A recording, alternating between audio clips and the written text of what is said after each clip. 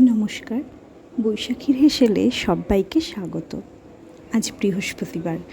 কাল থেকে অবিরাম বৃষ্টি হয়ে চলেছে। বৃষ্টি দেখতে, বৃষ্টিতে ভিজতে আমার ভীষণই ভালো লাগে। চারিদিক সবুজে সবুজ হয়ে উঠেছে। আমার স্কুলের জানলা দিয়ে গঙ্গা দেখা যায়। বৃষ্টির জলে নদী যেন ফুলে ফেঁপে উঠেছে। কী যে অপূর্ব লাগছে চারিদিকটা, কি বলবো। এবার আসি আজকে কী রান্নার বান্না করলাম আর পরিবেশন করলাম। গরম ভাতের সাথে কার কার লাউ পাতা বাটা প্রিয়? আমি তো ভীষণ ভালোবাসি। পাতে প্রথমেই রেখেছি লাউ পাতা বাটা, আজকে রান্না করলাম।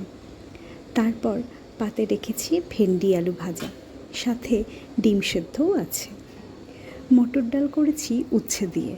অনেকে বৃহস্পতিবার বলে তেতো খায় না, কিন্তু আমাদের সেই রকম কোনো বাজ বিচার নেই, তাই আজকে তেঁতোর ডাল করলাম।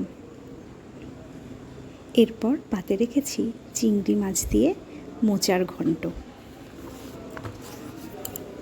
কাল রাতে মোচা কেটে ধুয়ে নুন হলুদ মাখিয়ে জলে ভিজিয়ে রেখেছিলাম। আজ সেদ্ধ করে তাড়াতাড়ি রান্নাটা করেও ফেললাম। আর রান্না করেছি আলু দিয়ে আর মাছের ঝোল। শেষে একটু ধনেপাতা ছড়িয়ে দিয়েছি।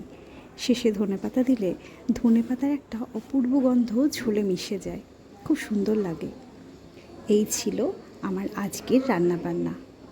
এবার তবে আসি, আবার দেখা হচ্ছে কাল। সবাই সবার পরিবারকে নিয়ে সুস্থ থেকো, ভালো থেকো। নমস্কার।